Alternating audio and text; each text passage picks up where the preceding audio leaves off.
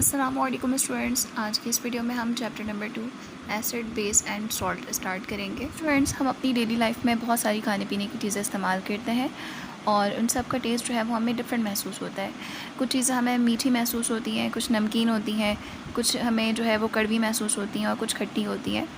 तो सबके जायके जो है वो हमें डिफरेंट तरह के महसूस हो रहे होते हैं। उनमें से बहुत सारी चीज़ें ऐसी होती हैं जिनकी नेचर जो है वो बेसिक होती है, कुछ जो है वो एसिडिक इन नेचर होते हैं। तो बेसिकली हमारे पास जो खट्टी चीज़ें होती हैं वो एसिडिक इन नेचर होती हैं और इसमें हमारे पास लेमन जूस की एग्ज़ाम्पल है। इसके अलावा कोई भी सिट्रिक फ्रूट हो गया, ये सब कुछ एसिडिक इन नेचर होते हैं।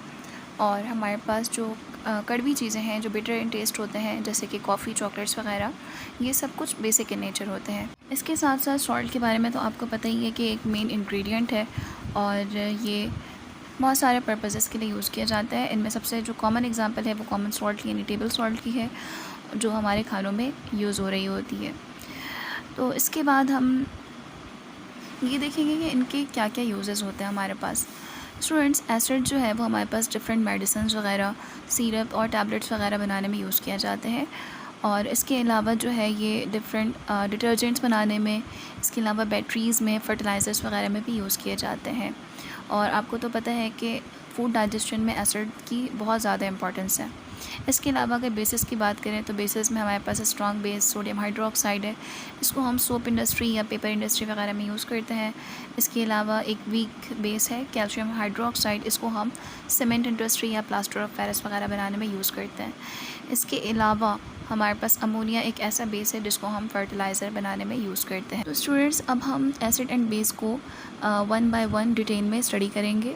तो फर्स्ट हम आते हैं एसिड की तरफ कि एसिड की डेफिनेशन क्या है, एसिड को हम किस तरह से आइडेंटिफाई कर सकते हैं, ईच एंड एवरीथिंग हम डिस्कस करेंगे। तो स्टूडेंट्स, इस सिलसिले में जो हमारे पास सबसे पहले साइंटिस्ट आए थे उनका नाम था आर्हेनियस और इन्होंने जो है वो एसिड और बेस का कॉन्सेप्ट ये दिया कि कोई भी ऐसा सब्सटेंस जो कि वाटर में डिज़ोल्व होने के बाद H पॉजिटिव आयन प्रोड्यूस कर रहा है यानी प्रोटॉन प्रोड्यूस कर रहा है, तो हम उसे कहेंगे एसिड। इसी तरह से अगर कोई सब्सटेंस जो है वो वाटर में डिज़ोल्व होने के बाद OH नेगेटिव आयन प्रोड्यूस कर रहा है, तो हम उस सब्सटेंस को बेस कहेंगे। यहाँ पे कुछ रिएक्शंस जो हुए हैं जिसमें हाइड्रोजन क्लोराइड जो है वो ब्रेक हो रहा है H positive ion and chloride ion में। इसके अलावा HNO3 की एग्जांपल दी गई है कि ये प्रोटॉन जो है वो प्रोड्यूस कर रहा है, तो हम इन दोनों को एसिड कह सकते हैं। इसके अलावा दूसरी एग्जांपल है हमारे पास बेस की, जिसमें सोडियम हाइड्रोक्साइड का दिखा रहा है कि ये ब्रेक डाउन हुआ है और OH नेगेटिव आयन में ब्रेक हुआ है, तो हम इसे कह सकते हैं कि ये बेस है। सेम जो है वो कैल्शियम हाइड्रोक्साइड के लिए भी है। इसके अलावा साथ साथ सॉल्ट के बारे में ये बताया कि जब एसिड और बेस आपस में रिएक्ट करते हैं तो हमारे पास वाटर एंड सॉल्ट की फॉर्मेशन हो रही है, यानी एसिड एंड बेस के नतीजे में हमारे पास जो चीज़ बनती है उसे हम सॉल्ट कहते हैं एंड लेफ़्ट ओवर हमारे पास वाटर होता है। ऐसे रिएक्शन को हम न्यूट्रलाइजेशन रिएक्शन कहते हैं। तो आर्हेनियस ने जो थ्योरी बताई थी, यानी जो अपना कंसेप्ट दिया था H positive ion and OH negative ion का, तो वो हमें यहाँ तक तो नज़र आ रहा है, लेकिन फिर इसकी कुछ लिमिटेशंस भी हैं। तो हम लिमिटेशंस की तरफ आते हैं। तो लिमिटेशंस इनकी कुछ ये थी, इन्होंने कहा था कि एसिड वो चीज़ है जो कि H पॉजिटिव आयन प्रोड्यूस कर रहा है। अगर हम वाटर में किसी चीज़ को डिज़ोल्व करते हैं तो H पॉजिटिव आयन तो रहता ही नहीं है, बल्कि H पॉजिटिव जो है वो वाटर के साथ रिएक्ट करके हाइड्रोनियम आयन की फॉर्मेशन कर देता है। इसके अलावा जो आर्हेनियस थ्योरी की लिमिटेशन थी वो ये थी कि आर्हेनियस ने बहुत सारे ऐसे एसिडिक नेचर वाले कंपाउंड्स के बारे में नहीं बताया था जिसमें H पॉजिटिव नहीं होते। जैसे कार्बन डाइऑक्साइड की नेचर जो है वो एसिडिक होती है, लेकिन इसके बारे में कोई एक्सप्लेनेशन गिवन नहीं थी। बिल्कुल इसी तरह से बेसिस के बारे में, जैसे कुछ बेसिस ऐसे होते हैं जिसमें OH नेगेटिव आयन जो है वो प्रेजेंट नहीं होते, जैसे कि अमोनिया, तो इसके बारे में भी कोई एक्सप्लेनेशन नहीं दी थी कि ये किस तरह से बेसिक है। और लास्ट इसकी जो लिमिटेशन है वो ये है कि आर्हेनियस थ्योरी जो है वो सिर्फ़ और सिर्फ ऐसे रिएक्शंस के लिए अप्लाई होता है जिसमें वाटर को हम एज सॉल्वेंट यूज़ करते हैं। इसके अलावा अगर यानी वाटर के अलावा हमने कोई और सॉल्वेंट अगर ले लिया तो हम वहाँ पर जो है आर्हेनियस थ्योरी अप्लाई नहीं हो रही होती है, क्योंकि वहाँ पर डिसोसिएशन नहीं होगी, H पॉजिटिव आयन नहीं मिलेगा, तो वहाँ पर ये जो थ्योरी है वो वैलिड नहीं होती। तो इसके बाद जो हमारे पास सेकंड थ्योरी आई थी इसको ओवरकम करने के लिए, वो थे ब्रॉन्स्टन लोरी थ्योरी का कंसेप्ट हमें मिला, जिसके बारे में 1923 में एक डैनिश केमिस्ट थे जिनका नाम ब्रोस्टेड था, उन्होंने बताया। और इनके साथ साथ जो उनके कंपेनियन थे जो कि एक इंग्लिश केमिस्ट थे और उनका नाम लोरी था, तो इन दोनों ने मिलकर जो है वो एक थ्योरी पेश की और हमें एसिड और बेस की नई डेफिनेशन से मुतारिफ़ करवाया।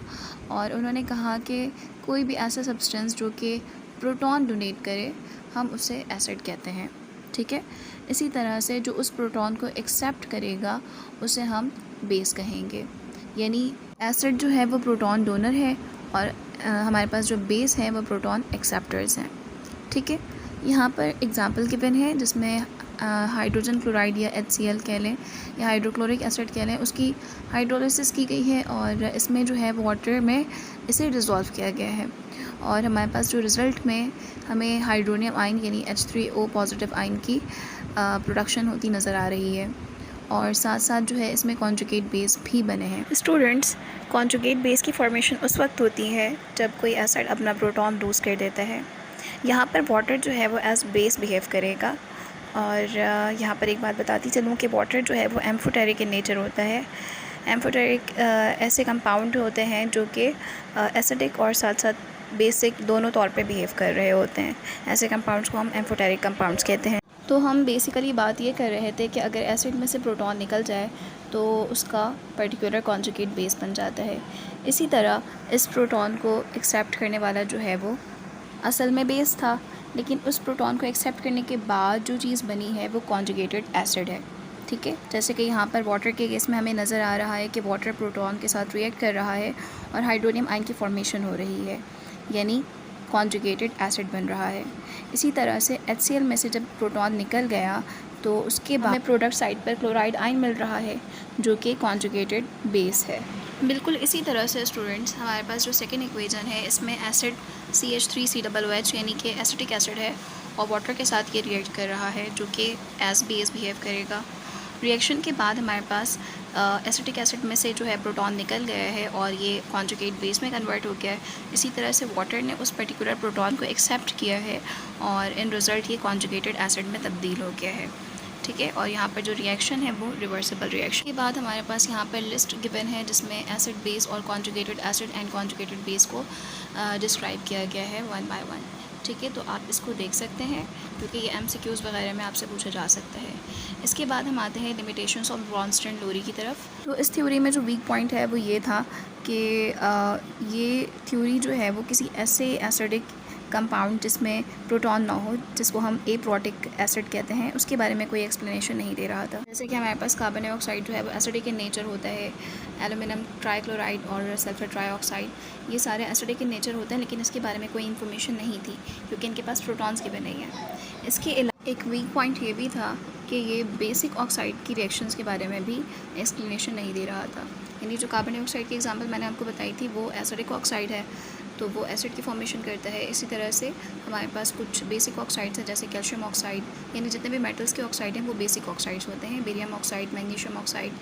तो इनके रिएक्शंस के बारे में भी कोई नो हाउ नहीं दे रहा था कि ये किस तरह से बेसिक इन नेचर हैं। और साथ साथ जो है ये नॉन एक्वस मीडियम के लिए भी ये थ्योरी सूटेबल नहीं थी। किसी ऑर्गेनिक कंपाउंड्स को अगर हम सॉल्वेंट के तौर पे यूज़ करते हैं तो उसके बारे में कोई इन्फॉर्मेशन नहीं दी थी इसने। सिर्फ और सिर्फ एक्वस मीडियम में अगर हम रिएक्शन करवा रहे हैं तो उसके बारे में बताया था। तो ये लिमिटेशंस थी ब्रॉन्स्टन लोरी कॉन्सेप्ट